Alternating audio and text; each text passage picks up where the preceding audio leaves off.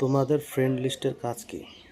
Friend লিস্টে থেকে ফ্রেন্ডকে হেল্প করা এবং সেখান থেকে এক একটা ফটোকে যদি তোমরা লাইক করো, অনেক 5,000 লাইক হবে। একটা শেয়ার করলে 5,000 শেয়ার হবে। তাহলে বাইরে খোঁজার কোনো প্রয়োজন নাই, ঘাটতি আমাদের নিজেদের মধ্যে।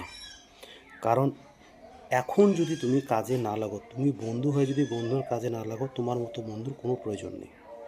আর আমি মনে করি ওরকম বন্ধু লিস্টে থাকার থেকে ওকে আনলিস্ট করে দেওয়া অনেক ভালো। এক, সবাই চিন্তা করে যে আমাকে হেল্প করো অথচ আমি করব না, তাহলে তো হবে না। সবাই সবাইকে হেল্প করতে লাগবে। ফেসবুকও কিন্তু এটাই চাচ্ছে। ফলোয়ার হাবিজাবি এগুলো কোনো কিছুরই প্রয়োজন হবে না। যদি একটা করে তোমাকে স্টার দেয়, 5,000 স্টার হয়, তোমার উইকলি চ্যালেঞ্জ পার হয়ে কই থেকে কই চলে যাবে। সবার ক্ষেত্রেই তাই। আজকে নিয়ম আছে, তুমি আমাকে হেল্প করলে আমি তোমাকে অবশ্যই হেল্প করব। তো সেই ক্ষেত্রে এই সাপোর্টগুলো কিন্তু আসে না। এই সাপোর্টগুলো বাইরে খোঁজার প্রয়োজন হয় না, তোমার ভিতরেই আছে। কিন্তু এই কাজগুলো না করে আমরা কী করি, নিজের এখানে না দেখে অন্যখানে দৌড়াই, যে আমাকে এটা করো, ওটা করে দাও, এটা করে দাও, ওটা করে দাও। আমি মনে করি তোমার সিদ্ধান্তটা ভুল। কারণ তুমি যে বন্ধুগুলো এখানে পাইলে রাখছো কিসের জন্য? তুমি যে বন্ধু হয়ে আসো কিসের জন্য? কোন দিন কাজে লাগবে?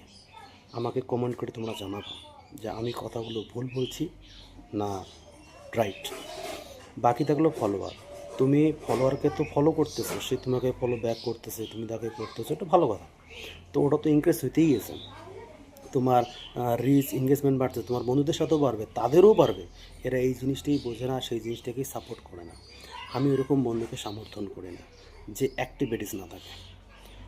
যদি আমার কথাগুলো তোমাদের সঠিক মনে হয়, তাহলে ফলো, লাইক, কমেন্ট দিয়ে শেয়ার করে অন্য লোককেও দেখার সুযোগ করে দেবে, যাতে প্রত্যেকটা ফ্রেন্ড লিস্টের বন্ধু যাতে সুবিধা হয় এবং সবাই বুঝতে পারে।